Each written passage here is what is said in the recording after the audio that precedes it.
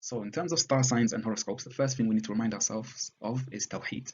So revisit the episode about the people of the ditch for a reminder of what Tawheed is, and I'll put a link up here for you to click on. So Tawheed is one of the key things that Muslims believe in.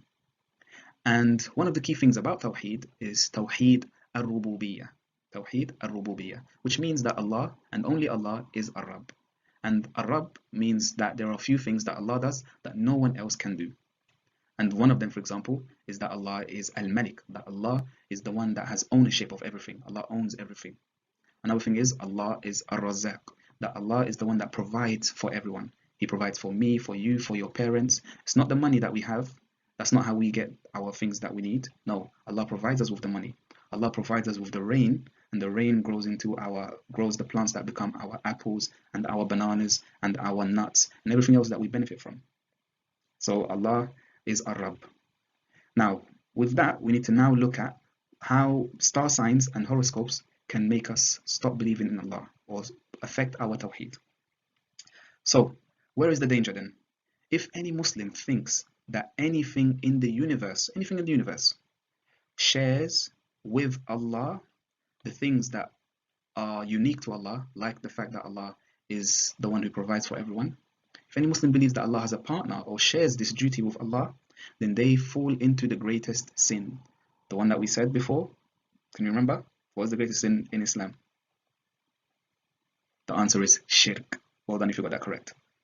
So, no prophet, no angel, not anybody, nobody knows the future. This is something that only Allah is able to do. And this is something unique to Allah. So when we go to an ordinary man or an ordinary woman and they tell us, oh, let me read your star sign and tell you that tomorrow this is going to happen to you. Or you open up a newspaper and they say to you that your horoscope of today is you're going to meet this person and all of that nonsense. This is shirk. And there are two things, so pay attention. If a Muslim goes to somebody who claims to know the future and they ask him about their future, just doing that as a Muslim, Allah will not accept your salah, your prayers, for 40 days. SubhanAllah. So it's a serious, serious thing. It's not a small sin. Okay, so that is you just asking, or just you reading the horoscope. Just like people just take it lightly. Don't take it lightly. Don't think, oh, let me just read it. What's going to happen? I'm not going to believe it. I'm just going to read it. No, even that is haram. The second thing now is, what if somebody reads it and believes it? Or somebody goes to somebody that says, oh, I'm going to tell you what's going to happen to you next year, or I know the future, and they actually believe it.